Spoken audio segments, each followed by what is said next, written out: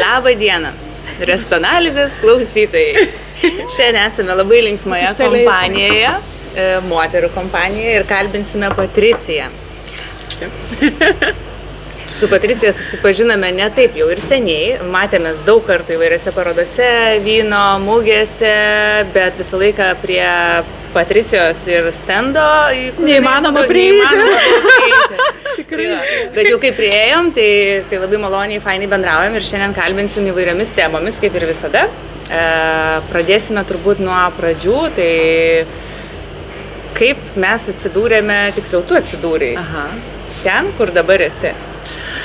Jo, tai kelionė tikrai buvo, manau, ilga iki ten, kur esu šiandien, bet tikriausiai visa, žodžiu, kaip čia pavadinti, tikriausiai aistra, domėjimasis vynais ir apskritai gėrimų pasauliu atsirado, kai išvažiavau po mokyklos baigimo į Londoną. Išvažiavau Londoną tiesiog ieškoti vasarai darbo, užsidirbti prieš mokslus bakalauro čia Lietuvoje.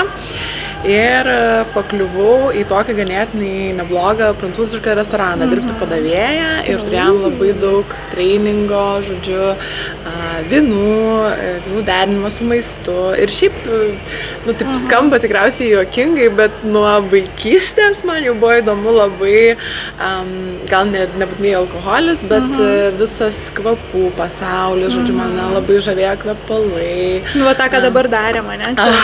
Jo, visas tas ragavimas, žodžiu, tai tikriausiai užsimezgė domėjimasis tikrai anksti, bet... Tai vat, ir po to po truputėlį išsirutuliojo iki šiandienos, tai tikrai didelę dalį pridėjo mano mokslai Prancūzijoje, aš mokiausi Bordo mieste, baigiau magistrą, vynų marketingas ir vadyba, oficialiai vadinasi. Tai realiai tave prancūziškas restoranas įkvėpė važiuoti į Prancūziją? Jo, tikriausiai drugelio efektą, žinai.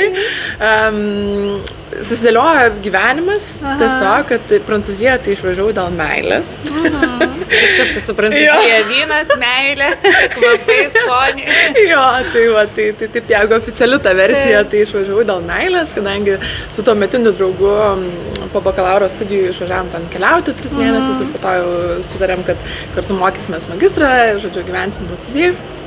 Tai viena iš tų sudėtinių dalių, iki kur aš šiandien atėjau, tikrai buvo mano mokslai, po to sekė ir darbas Prancūzijoje, pas tuos vadinamus négociants. Tai tenai buvo atsakinga... Jo, tai négociants, jie yra tokie kaip tarpininkai tarp tų visų šato, kurios jau pačios gamina vyną.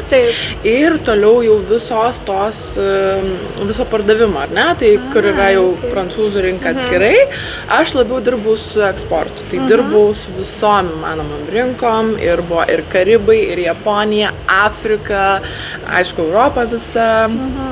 Pietų Amerika, žodžiu, teko prisiliesti prie kiekvienos rinkos, tai buvo labai įdomu. Čia tokia didelė patirtis. Jo, ir vat būtent iš tos pusės kaip tiekėjo, pradžia tikriausiai mano buvo. Suvokimas, iš kur kas ateina? Jo, nuo pat to jau šato, kaip visa ta vadinama La Place Bordo, tai tokia kaip rinka, kaip būtų, nežinau, birža, tarkim, ar ne vynų, kaip jinai veikia, tie patys en primeur irgi kaip veikia. Žiauriai gerai, man patinka. Tai, pavyzdžiui, kai vynus perka en primeur, tai yra, žodžiu, pavasarį kiekvieną vykstant irgi toks kaip didelis įvykis Bordo mieste. Kai vynus perka dar neišbuteliuotus, dar net nieks nežino, kaip jie galutinai atrodys, kabutėse, ar ne, kaip jie ragausis, tai žodžiu, iš viso pasaulio jo suskrenda visi partneriai, žodžiu, importuotojai ir vyksta tie vadinami en primeur ragavimai. Tai teko ir prie jų prisidėti viso organizavimo, žodžiu. Man šiek tiek skamba vynas ir bet kavos rinkai ir kažkas turi panašumo turbūt, nes ten irgi Ilga birža, kelionė. ta prasme, ir tu turi pačią geriausią žaliavą ir jau tada skirstai. Tai yra Taip. panašumų turbūt. Kažkiek ar ne? panašu, tikrai gal tas en primeur yra labai specifinis ir tipinis būtent Prancūzijai, ten tarkim yra Bordeaux, Burgundija ar ne, gal ten Italija irgi kažkiek tai. Bet principas tikrai panašus. Skamba labai fainai. O tai kokia meilė Vilniui ir Lietuvoje pašaukė sugrįžti? Iš tikrųjų, tai norėjau grįžti ir taip viskas susidėliojo gyvenime, kad būtent galvoju dabar gal ten mėnuo buvo prieš COVID pradžią. Grįžau į Lietuvą, žodžiu, 20 sausio gale. Tai dar tais laikais, nes per COVID išpopuliarėjo ten, žodžiu, online ieškojimas darbo, tai aš buvau viena iš pirmųjų tikriausiai, kur dar Prancūzijoje susiradau darbą čia Lietuvoje prieš grįžtant. Dirbau, žodžiu, pas distributorius skirtingus didžiuosius, gal labiau su stipriais gėrimais dirbau, bet žodžiu, vis tiek norėjusi grįžti jau į Lietuvą, šiek tiek pasibūti, nes tas kelias tolimas būdavo, iš Bordeaux ten sunku ir grįžti ir ne visą laiką galėdavau. Tai viso, žodžiu, čakros suėjo į kažkokią tai gerą vietą ir prieš COVID grįžau čia. Kas toliau ir vedė tikriausiai mane į šitą visą kelionę, į susikūrimą Beneplacito, kas šiandien yra. Tai žodžiu, dirbau jo iki gal, prieš porą metų sukūrėm Beneplacito, tai tada dirbau labiau su stipriaisiais gėrimais. Aišku, buvo labai smagu būti per COVID čia Lietuvoje, nes... Šalia savų? Jo, šalia savų, nes tikrai nebūčiau įsivaizdavus savęs tikrai nedideliam butelį kažkur tai vienos, žodžiu, gyvenančios, tai tas buvo labai smagu ir... Jo, mes dažnai, ypač į jaunimą, kai orientuojamės, kadangi tas svetingumo aptarnavimo sektorius, tai kaip čia nori pavadinti, maitinimo, taip. kur yra maistas, gėrimai ir aptarnavimas, dažnai pasakojam, kad šitas darbas, nuo ko dažniausiai visi pradeda, ne? Nuo padavėjas, pagalbinio kažkokio darbuotojo. Ir labai smagu kalbinti žmonės, kurie pradėjo nuo šio sektorio, kaip ir nuo jo labai nenutolsta, bet kaip parodai tas visas spalvas ir galimybės, kaip gali prasitęsti. Ir kadangi tu esi tokia labai, tikrai spalvinga, ryški asmenybė, visada pozityvi, tai man atrodo, čia toks puikus pavyzdys, kaip nuvažiavau dirbti padavėją, mokytis, šitą tipinė situacija, ar čia Lietuvoje mokysies ir dirbsi, ar kažkur užsienį, nesvarbu. Ir kai grįžti, ir pavyzdžiui, mes su Vilma irgi pradžiai nesupratome, susipažinom su Beneplacito, bet mes žinom, kad tu būni ir Lukiškių kalėjime, ir dabar mes esame estradoj. Kaip čia visa šita organizacija yra susijusi? Aš kaip suprantu, yra kažkokia distribucija, tiekimas, įstaigos, renginiai. Taip. Papasakok truputį visą šitą bendrą tokį modelį. Tai realiai kartu visą Beneplacito pradėjom su mano verslo partneriu, kuris atsakingas yra ir už Lukiškių kalėjimą, ir už estradą.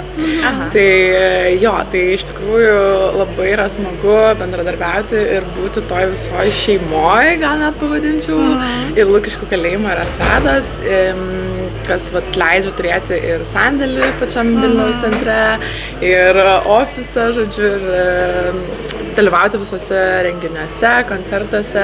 Tai ta pagrindinė sąsaja, tai tikriausiai būtų mano verslo partneris ir tokia visa kaip ir bendruomenė. Šiaip iš tikrųjų mes nemažai su Margarita mūsų irgi atveda į visokias skirtingas vietas, estradai, galbūt nesenai sužinom tik per tave realiai, bet Lukiškių kalėjime naudojamės daug viskuo.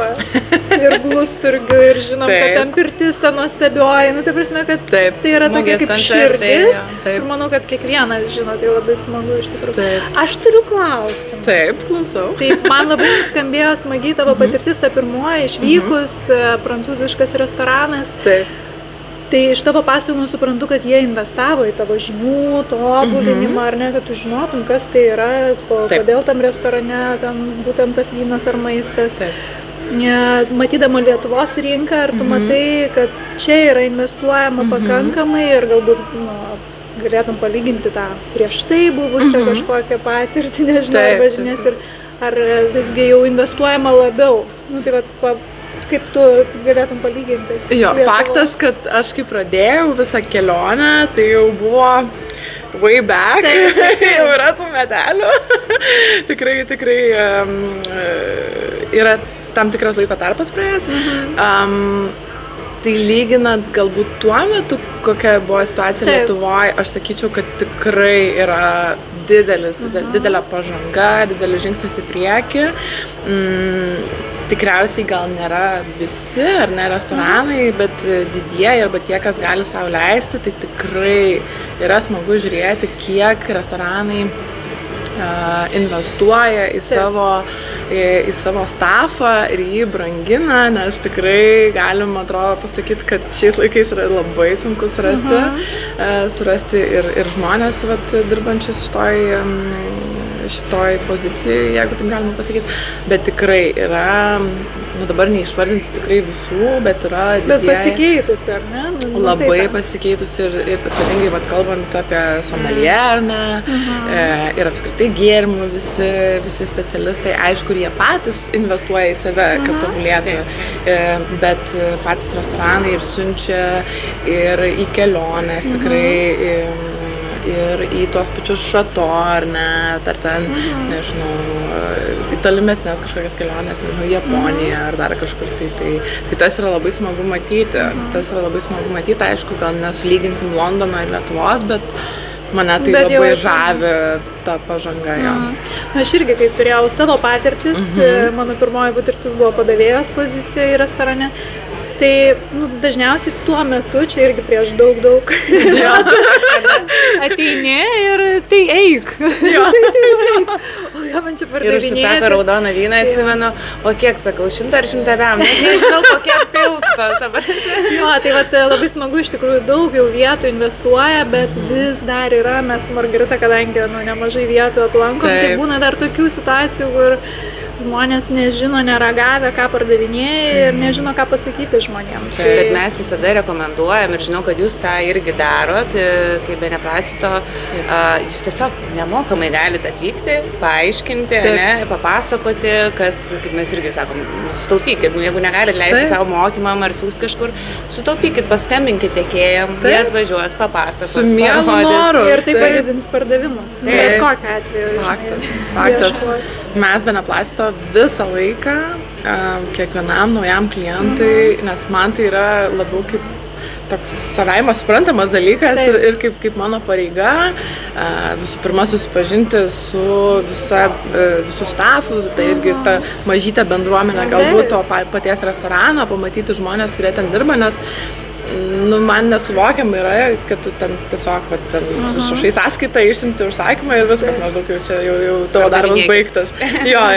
Tai aš visą laiką ir einu susipažinti ir tikrai net ne vieną kartą pas kai kuriuos susipažinti su pačiais padavėjais, nes tai yra žmogus, kuris ateina iki tavo kliento. Tai yra vienas iš svarbiausių žmonių toj grandy visoji tolimoji, kuri eina nuo tiekėjo iki jau to žmogaus, kuris geria tavo produktą ar vartoja.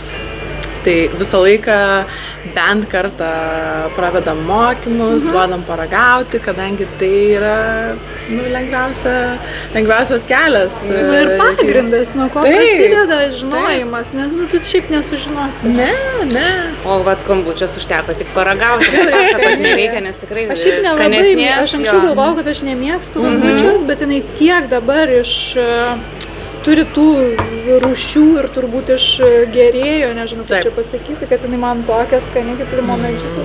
Aš irgi kažkaip nebuvau mėgėja, bet būtent šitą suradom ir daug kas sako, kad jinai tokia gal ne kombučiška, jinai labai tą tokią fermentacijos lengvą turi poskonį, jinai man labiau primena irgi tą proxy vyną. Kuris labiau yra kaip nealkoholinė opcija šiais laikais, kas yra labai labai populiaru. Tai jinai man turi ir daug labai aromato, kas man primena vyną ir tu gali derinti jau prie maisto. Tai nėra tiesiog limonadas kažkoks, kur geri, nes nenori alkoholio gerti. Tai yra jau labiau produktas, kuris iš savęs turi savo kaip poziciją. Bet realiai mes prie pradžioj pačioj, tai ką mes darėm, nes norisi jį pauostyti ir atpažinti tą kvapą, tada skonių, tai čia, tas pats, vynas irgi lygiai tas pats, ta pati istorija. Gerai, istorijos. Beje, mes čia visą laiką kamantinėjom, kaip žmogus atkeliavo iš tą svetingumo sektorių, nes visiems įdomu istorija, ne? Tavo istorija, mano, jos istorija. Tai mano manimu, vynas yra labiausiai istorijom apipintas ir ne tik vynas, bet gėrimų, ta kultūra visa. Ką tu pati manai ir tavo patirtis? Kiek yra tame tokio pritraukto dalyko? Ar reikia labai dažnai ieškoti, kas čia šito istorija kokia? Ar jau iš karto žmonės ateina, pavyzdžiui, tie žmonės, kurie gamina ar ne tą produktą, ar jau ateina iš karto su istorija ir tokia užkabina tave ir dėl to pasiėmė? Jeigu kalbant apie asortimentą, būtent Beneplacito, kaip atsirenku, tai faktas, kad tikrai prideda istoriją, nes pats Beneplacito, ar ne, pats pavadinimas reiškia ir sufleruoja, kad būti malonume. Ir žodžiu, ir apskritai vynas, gėrimai man labiau asocijuojasi su bendruomenė, su malonumu, su kažkokia tai istorija, ar tai būtų jau esanti istorija apie tą vyną, kurį geri, ar istorija, kuri dar susikurs, kai jį gersi. Tai tikrai istorija labai yra svarbus dalykas.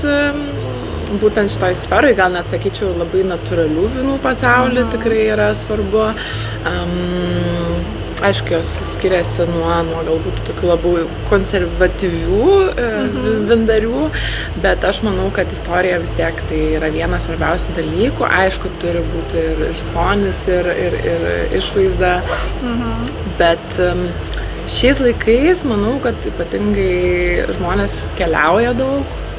Jie visko yra matę, jie daug žino patys, supranta ir tam, kad tu atkreiptum dėmesį ar ne, nebeužtenka tik pasakyti, kad čia nežinau, ten toks ir toks, laimėjo tą apdovanojimą. Jau žmonės ieško kažko daugiau ir galbūt nori patirti dar tokį kažkokį tai emocinį ryšį irgi taip pat surasti su tuo, ką jie vartoja, tai labai, labai, labai svarbu. O iš to asortimentų mes čia beje matom visokiausių dalykų. Turi kažkokią vieną labiausiai intriguojančią iš savo asortimento, kas tave labiausiai, wow, čia tai buvo man naujiena, kad čia taip vyksta. Yra kažkokia? Šiaip kiekvienas butelis, manau, kad turi istoriją. Bet man tokia labiausiai sentimentali, tai čia to butelio nematysim, bet importuoju tuos vynus, kur patį pirmą vyndarį natūralių vynų sutikau apskritai, kai dar gyvenau Prancūzijai, tai susipažinom prieš gal kokius gerus 8 metus. Tai labai, labai gal man sentimentalu, kad tai buvo ten pirmi darbai vynogyne, pirmi skinimai vynogių. Tavo pačios? Taip. Ja, nes aš mokydavausi nuo rugsėjo iki ten grubiai birželio vidurio. O po to tu turėdavai vis tiek atostogas, tai aišku, aš ten ir dirbau tuo pat metu, kai mokiausi, bet važiuodavau rudenį skinti, žodžiu, derliaus, važiuodavau irgi pas pačius vyndarius, žiūrėti ir sužinoti daugiau. Bet jie laisvai taip ir priima žmonės, ar čia vis tiek reikia būti Reikia būti, reikia būti. Nėra taip, kad aš galvoju. Atsakomybė nemaža vis gerai. Jeigu ką skambinsim, sakysim, mes norime. Jo. Tu gali Lietuvoje daryti mokymus vynogių skinimo, nes jau čia, žinai, Lietuvoje populiarėja lietuviškų vynų. Šiaip, mokymai vis tiek praktika geriausia, bet man vis kirba tokia mintis daryti ir organizuoti keliones. Wow, šiaip labai įdomu. Jo, tai tikrai žinau, kad... Bet Margarita negalima, ten vietoje bus gerti. Kodėl? Vynogyne, gali? Tipo, jinai įsivaizduoja, aš jau matau, jinai įsivaizduoja. Tai aš buvau tokia kelionė, viena geriausia mano gyvenime Prancūzijoje irgi, kur... Ne, ten, žinok, bent jau, aš nežinau kaip konvencinių vynų, nes dažniausiai konvencinis tai ir skinas su traktoriais, tai ten net to gyvo prisilietimo nėra, bet... Atsiprašau, aš jau keliauju. O užteko tik pradėti, kad vynogas. Okay. Jo, tai tu prasme, tu pradedi, aišku, labai anksti, kadangi yra svarbu temperatūra, kad saulė, žodžiu, nesutrukdytų, nesugadintų pačių vynogių, žodžiu, tai tu pradedi patį skinimą labai anksti, kokią jau 6-7 ryto būni laukuose. Bet kokią jau antrą, tai jau sėdi prie stalo, nu tai Prancūzijai, žinai, tai ten jie visą laiką, realiai prie pietų taurė 2-5, pas juos yra labai įprasta, tai, nu jo, jau kokią antrą, trečią dienos jau viskas jau atėjo, jau tu, vat, su pačiais vandariais, pasakojais, žodžiu. Mes, žinok, užsirašom į tavo kelionę pirmai. Jeigu yra norinčių, susisiekite tiesiai su manim, pasiorganizuosim šią vasarą kelionę. Jau susisiekėm. Ir ne tik, tikrai planuoju Liepą ir į Normandiją važiuoti, kadangi turim ir kraftinius sidrus. Nuo vasario mėnesio, žodžiu, perėmėm irgi distribuciją kraftinio sidro. Tai tiesiog jau kirba mintis, kaip čia suorganizuoti gal mažas grupeles, tokias, bet labiau irgi kaip ir mūsų vynai, sidras, tokias labiau kraftinės, išieškotas. Man atrodo, dabar yra va, tas metas, kai visi nori to, bet išskirtinumo, biškutį kitaip, va, dabar ta era atėjo. Dabar mes visko turim tiek daug, yra tas vartotojiškumo, ne, pasaulis ir tų pačių vat, maitinimų įstaigų, aš taip grubiai jas vadinu, bet jau kadangi yra labai įvairių klasifikacijų. Ir jau dabar nebeužtenka atsidaryti, turėti kažkokią sortimentą, gerą maistą, jau toli gražu jau. Dabar reikia tų patirčių, emocijų, istorijų, pasakojimų. Dėl to ir fainai, nu, personalui duoti tą tokią žinia, nes kai tu dirbi dideliai kažkokią vietą, ne, nu, tai darbuotojų trūkumas dabar, bet ten, kur nišiniai kažkokie, tai jie susiranda savo, nes jiem įdomu ten dirbti, tai bet lygiai tas pats, nu, kaip užvesti ir kaip kad ateitų žmonės pas tave dirbti, netgi personalas. Pasikviesti Patriciją. Patricija, jo, nes jinai papasakos apie kažkokį savo sritį. Tai gerai, tai tą istoriją pabaigiam. Jo, tai tikriausiai, kad būtų tas įsimintiausias, bet šiaip kiekvienas vindarys jisai tikrai gali papasakot kažką tai labiausiai apie galbūt savo šeimą, ar ne, arba kaip jisai irgi tenai atėjo į visą tą vindarystę. Tai tas tikriausiai ir yra įdomiausia, nes apskritai aš į vyną žiūriu ne į kaip kažkokį tai ten, nežinau, eksperimentų ar ten vadovėlinį dalyką, kur tu ten turi, žinai, nežinau, būtent pasakyti būtent tuos, žinai, skonius ir aromatus, kurie ten egzistuoja ir neduok Dieve ten nukrypsi kažkiek tai į šoną. Tai jo, istorija gal ir sudaro pusę net to skonio viso. O dabar dar gimė klausimas, kadangi tas ir istorijos, vartotojiškumas ir mūsų ta Lietuva iš tikrųjų nėra didelė šalis ir ta rinka tikrai pakankamai ribota, jeigu nesiplečiant už šios šalies ribų. Taip. Ir žinau, kad tikrai nemažai yra atsiradę tų tokių mažų tiekėjų, pavadinkime, ne, paprastai, kur irgi daro va tą patį. Taip. Kaip jūs pasidalinat šią rinką, kad mūsų tai lietuvėlį? Ar užtenka visiems vietos? Aš manau, kad vietos tikrai visiems yra ir galbūt tie mažieji, kaip tik importuotojai, jie neturi to, nežinau, kažkokios konkurencijos, galbūt tokios nesveikos kabutėse. Jie vienas kitą žiūri labiau gal kaip partnerius ir kaip irgi į bendruomenę tą pačią, nes, nu, vat, kalbant apie vyno ar ne natūralaus importuotojus, tai tikrai nepasakyčiau, kad yra kažkokia tai ten, ar tai konkurencinė nuotaika, ar kažkas, visi ir kartu būnam, žodžiu, bendraujam. Dalinatės, ne, patirtimis? Dalinamės patirtim, atsinešam, nežinau, ten vienas pas kitą savo naujus kažkokius vynus parodyti, žinai. To labiau vis tiek biškutis skiriatės. Taip, ne visom vietom pats tinki.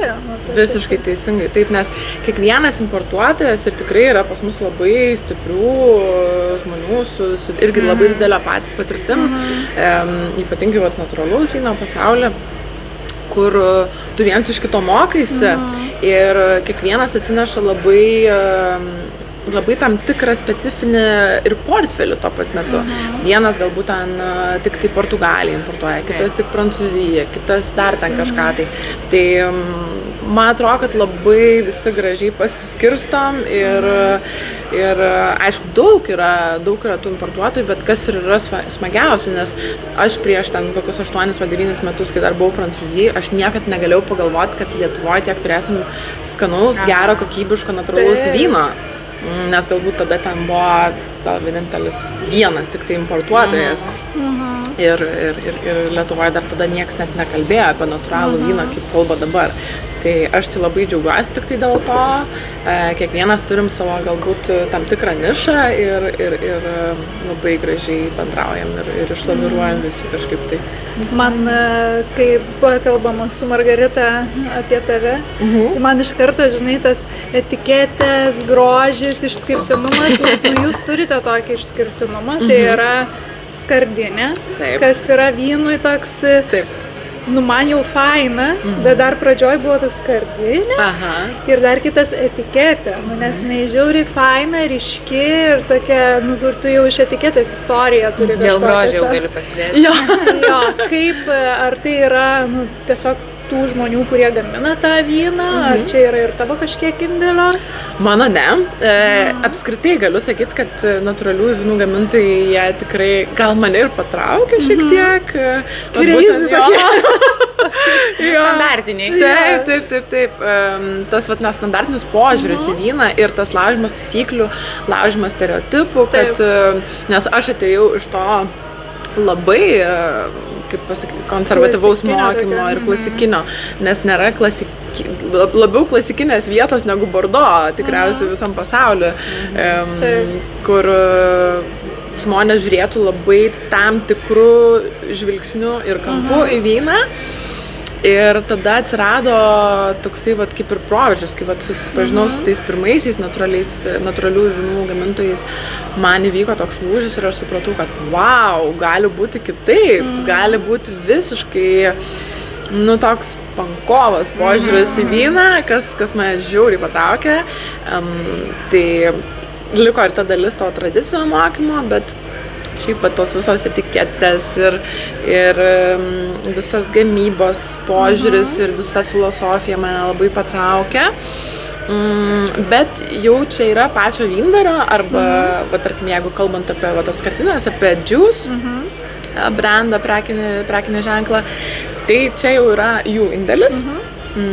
Kalbant konkrečiai apie Juice'ą, kas mane ir patraukė iš tikrųjų dėmesį, tai jie iš viso, jie yra tokie, tai yra švedų prekės ženklas ir jie yra tokie kaip tarpininkai tarp tiekėjo, tarp jų gamintojo ir galutinio vartotojo, gal labiau jie eksportu užsiema. Aišku, Švedija irgi yra milžiniška rinka skardinėms ir alternatyvioms pakuotėms.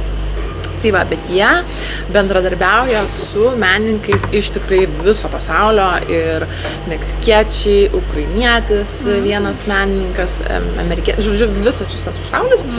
Ir ką jie daro, tai jie, žodžiu, duoda tam menininkui paragauti to vyno, nes jie daro viską batchiais, limited edition, kiekvienais metais yra vis skirtingas vynas. Ir, žodžiu, jau po to tas menininkas sukuria pagal tą vyną, aišku, savo kažkokiu tai stilium ar braižu, bet sukuria etiketę būtent tam vynai. Tai šitas mane labai sužavėjo, man buvo labai įdomu ir aš kiekvienais metais vis laukiu naujų, žodžiu, leiblų, naujų etikečių. Jo, ir atrasti net ir menininkus, tu taip gali atrasti po to. Atvirkščiai jau gaunasi, kad jau per vyną atrandi meną. Nes aš pradėjau tave sekti ir aš matau, kad tu tą irgi įkeli kažkokių menininkų, kurių darbai labai panašumą turi galvoje, gal tu, žinai, ten Tai irgi toks apsijungimas, visų skirtingų sričių, kaip ir mes su komandom kartais bendraujam aptarnavimo tam sektoriui, kad kiekvienas turi savo unikalumą, bet visi tai galima apjungti ir paversti į komandinį kažkokį rezultatą. Tai visur. Taip. Jo, ir šiaip labai mes mėgstam, man svarbu yra menas, tai gal dėl to irgi taip pat. Bet meno pasaulis visą laiką, man atrodo, buvo labai arti to vyno, nes be to tokio apsvaigimo momento, turbūt kažkokio, bet tiesa tokia, ta prasme, tai tas vynas įkvepia kai kurios kurti. Savo kūrybą galbūt paleidai. Tai, Kalbant ir apie tos pačius rašytojus, nežinau, tapytojus, tai vynas, taigi nuo senų laikų, bohema, įkvėpimas kurti. Sustingė savo burbuliukę kiekvienos dienos darbuose, tai va turbūt prancūzai. Taip. Jo. Tai va, dabar ką reikia darbo metu leisti pasmaguriauti, ne? Taip, Margarita. Atsipalaidavę. Linksmi. Tai va, ne, šitaip nedarykit. Nebent kambučio. Nedarykit. Bet jeigu mane pasikviesi, tai pravesiu mokymus. Tai ačiū tau, kad mus atvedė į tą natūralų vyną, nes mes su Margarita, tai žinau, kad atėjom tik per tave, į žinojimą, kas yra natūralus. Klasikinio labiau tokio supratimo esam. Bet, labai fainai. Tai žinau, kad du žmonės atvedė. Manau, Tai kur artimiausiu metu mes galim tave pamatyti, kažkokios gal vykstančios parodos ir susipažinti su vienais? Jo, tai šiaip, vat irgi kalbant apie meną, labai norėjau kaip čia irgi užsiminti apie mano labai man brangią kolaboraciją su mano gera draugė Katrina Knizekevičiūtė Bajoras. Tai galite šiuo metu CEC galerijoje peržiūrėti jos darbus ir jos parodą vykstančią. Ir kodėl užsiminiau apie tai, kadangi su ja jau antrą kartą bendradarbiavom, kuriant specialią vyno etiketę. Tai turėjom specialų, žodžiu, limited edition su vienu iš mūsų vindarių, Andrew Zinel, žodžiu, Petnatas buvo putojantis vynas, tai tokia kaip pirma buvo mūsų kolaboracija. O dabar specialiai tai parodai sukūrė Katrina mums nuostabią etiketę, kurią gal dar keletą butelių turi, tai jeigu parašysit man, gal dar gausit. Skubėkit. Tai va, taip iš renginių būtinai aplankykit Katriną. Bet šiaip tikriausiai artimiausia degustacija, kur galite mane rasti, tai bus birželio 27 dieną, 7 valandą Palangoje. Visi ten dabar bus? Jo, tai ten bus, man atrodo, tą savaitę, kai jau ten joninės, žodžiu. Tai labai, žodžiu, lauksiu, rekomenduoju. Ražėje.